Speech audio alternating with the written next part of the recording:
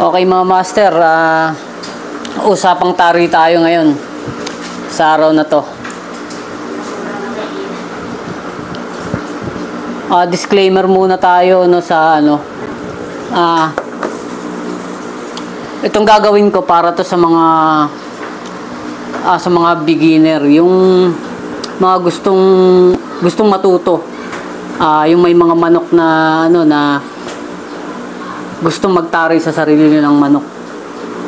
Ayan. Doon lang sa mga baguhan, kumaga.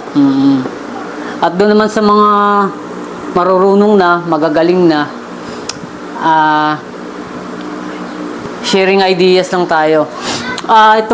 Itong si-share ko, based lang to sa sarili kong experience. Start tayo sa pinakauna. Kumbaga basic, no?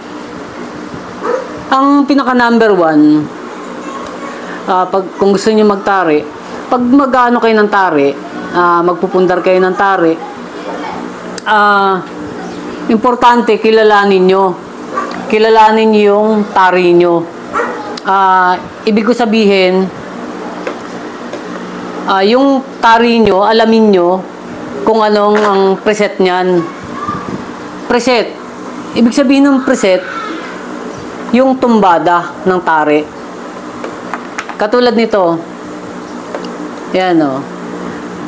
Kung saan kayo nakaprepare, ito tumbada nito. Yan yung 1 o'clock na sinasabi. Yan. 1 o'clock. Dalawang klase kasi yung tari ko. Yan. Ito 1 o'clock din. Yan, 1 o'clock yan. Tapos, isang klase ng tari ko, yung 12:30. Yan, 12:30. 12:30 din to. Yan. Pero ako mas prepare ako sa 1 o'clock. Depende sa sa gusto niyo na setting eh. Pero ako sa experience ko, mas maganda tumama yung setting na 1 o'clock.